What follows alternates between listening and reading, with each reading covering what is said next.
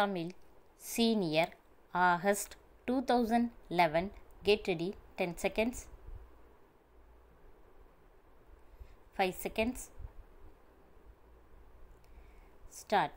மாண்புமிகு பேரவை தலைவர் அவர்களே, நிதிநிலை அறிக்கையின் மீதான பொது விவாதத்தில் கலந்து கொண்டு உரையாற்றுவதற்கு வாய்ப்பினை பெற்றதில் நான் பெருமகிழ்ச்சி அடைகிறேன். அண்மையில் மக்களவை தேர்தல் நாம் அனைவரும் எதிர்பார்த்த வண்ணம் சிறப்பாக நடந்து முடிந்துள்ளது. ஒவ்வொரு தேர்தலின் போதும் இந்திய மக்கள் தங்களுடைய அரசியல் முதிர்ச்சியை அவ்வப்போது நிரூபித்து வந்துள்ளனர் என்பதில் ஐயமில்லை. அந்த வகையில் இந்த முறையும் மத்தியில் ஒரு நிலையான அரசாங்கம் அமைவதற்கு மக்கள் தங்களுடைய அரசியல் கடமையை சரிவர செய்துள்ளார்கள் என்பதை நான் இங்கே இந்த சந்தர்ப்பத்தில் சிறப்பாக குறிப்பிட விரும்புகிறேன். அடுத்தபடியாக, விருப்பு வெறுப்பு எதுவும் இல்லாமல் நேர்மையான முறையில் மக்களவை தேர்தலை நடத்தியதில் இந்திய தேர்தல் ஆணையம் நம் எல்லோருடைய பாராட்டுகளையும் நன்மதிப்பையும் பெற்றிருக்கிறது என்பதில் நாம் அனைவரும் பெருமை கொள்ளலாம். மாண்புமிகு நிதியமைச்சர் அவர்கள், இந்த அரசு ஏழைகளின் அரசாக, விவசாயிகளின் அரசாக இருக்கும் என்றும் அறிவியல் மற்றும் தகவல் தொழில்நுட்ப வளர்ச்சிக்கு அதிக முக்கியத்துவம் அளிக்கப்படும் என்றும் தெரிவித்து இருக்கிறார்கள். இது உள்ளபடியே வரவேற்கத்தக்கது. தமிழகத்தை பொறுத்தவரையில் தென் மாவட்டங்களில் புதியதாக தொழில்கள் உருவாக்கப்படவில்லை என்ற ஏக்கமும் எதிர்பார்ப்பும் மக்களிடம் பெரிதும் இருந்து வருகிறது என்பதை நாம் நன்கு அறிவோம். எனவே இந்த குறையை போக்குவதற்கான வழிவகைகளை அரசாங்கம் விரைந்து காண வேண்டுமென்று இந்த நேரத்தில் நான் அன்போடு கேட்டுக்கொள்கிறேன். நம்முடைய மாநிலத்தில் மக்கள் நலனை கருத்தில் கொண்டு புதிய மின்சார உற்பத்தி நிலையங்களை அமைக்க இருப்பதாக குறிப்பிட்டிருக்கிறார்கள். இதனை எல்லோராலும் வாழ்த்தி வரவேற்கப்படும் அறிவிப்பாகவே கருதலாம். அந்த வகையில் மின்சார உற்பத்தியில் கடந்த சில ஆண்டுகளில் தமிழகம் முன்னணி மாநிலங்களில் ஒன்றாக விளங்குகிறது என்பதை மகிழ்ச்சியுடன் தெரிவித்துக்கொள்ள விரும்புகிறேன்.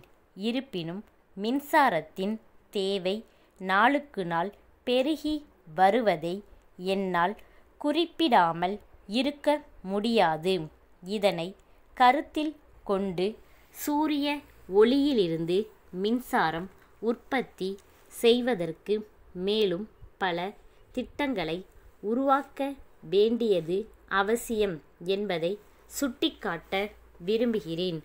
தொழில்களில் உயர்ந்தது உழவுத் தொழில் என்பதை நாம் அனைவரும் ஏற்று கொண்டிருக்கிறோம். இந்த தொழில்தான் மக்களுக்கு தேவையான உணவு தானியங்களை அள்ளி தருகிறது. மேலும் மற்ற தொழில்களுக்கு பயன்படும் மூல பொருள்களையும் வாரி வழங்குகிறது. ஆயினும் தற்போது விவசாயம் லாபம் தரும் தொழிலாக இல்லாமல் இருப்பதால் தலைமுறையாய் இந்த தொழிலில் ஈடுபட்டிருந்த மக்கள் மற்ற தொழில்களை நாடி நகர்ப்புறங்களுக்கு செல்லும் செய்திகள் கவலை அளிப்பதாகவே உள்ளது. எனவே சோதனைகளை சாதனைகளாக மாற்றும் நம்முடைய மாண்புமிகு முதலமைச்சர் அவர்கள் ஏழை விவசாயிகளின் வாழ்வு மலர தீவிர நடவடிக்கை மேற்கொள்ள வேண்டுமென்று கேட்டு கொள்கின்றேன். மதுரை அழகிரி கூட்டமைப்பின் உரிமையாளர், கும்பகோணம் ராமநாதன் கூட்டமைப்புக்கு எழுதிய கடிதம். அன்புடையீர், வணக்கம்.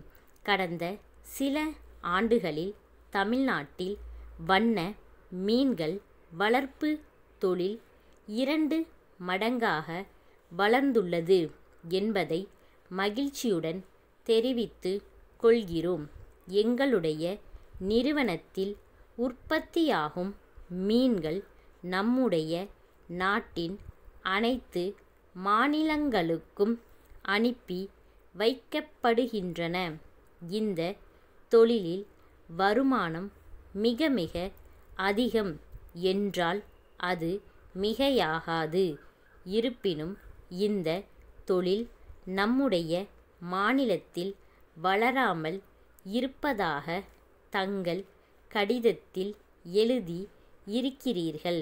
இதற்கு காரணம் வண்ண மீன்கள் வளர்ப்பு தொழில் குறித்து மக்கள் மத்தியில் சரியான விழிப்புணர்வு இல்லாமல் இருப்பதுதான் என்பதை முதலில் தெளிவுபடுத்த விரும்புகிறோம்.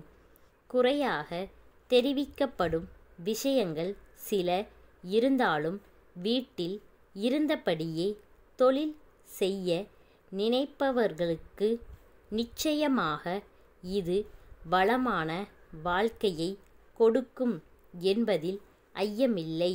மிக குறைந்த முதலீட்டில் மிக சிறிய இடத்தில் மீன்களை வளர்க்கலாம்.